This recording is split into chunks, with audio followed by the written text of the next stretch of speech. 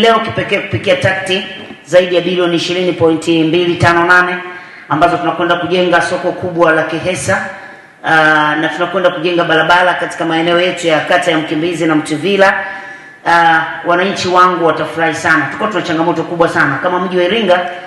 Mara nyingi tumekuwa tukikimbizana sana na wenzetu wafanya biashara wadogo wadogo kwa kukosa maeneo mazuri ya kufanya biashara. Tunaamini changamoto hii ya kwenda kukarabati soko hili inakwenda kutatuliwa kwa soko ambalo linakwenda kujengwa na takti, lakini pia miundombinu ya barabara kama jinsi mji wetu ulivyo unatanuka kwa kasi kwa sababu ndio hub ya utalii kusini. Kwa hiyo kutuletea miundombinu hii imetusaidia sana. Lakini niwakaribishe sana Iringa wote kwa sababu ni hub ya utalii nyanda za juu kusini au mikoa ya kusini yote, na mradi huu unakwenda kutuboreshia mji wetu kuendelea kuonekana wa kitalii zaidi.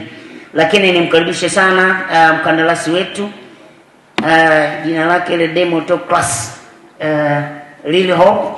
Karibu sana Iringa, sisi tupo tayari kupokea, na katika mji ambao utaenjoy kuliko miji yote nchi hii. Nimeona umepata na Bukoba kujenga barabara, lakini Iringa utaenjoy zaidi. Mheshimiwa Waziri Mchengerwa anafahamu vizuri sana, yeye ni kijana wetu. Misosi ya Iringa anaifahamu, zikiwepo nyama tofauti kabisa na sehemu nyingine ya nchi. Kwa hiyo tunawakaribisha sana, tunashukuru sana, asante sana.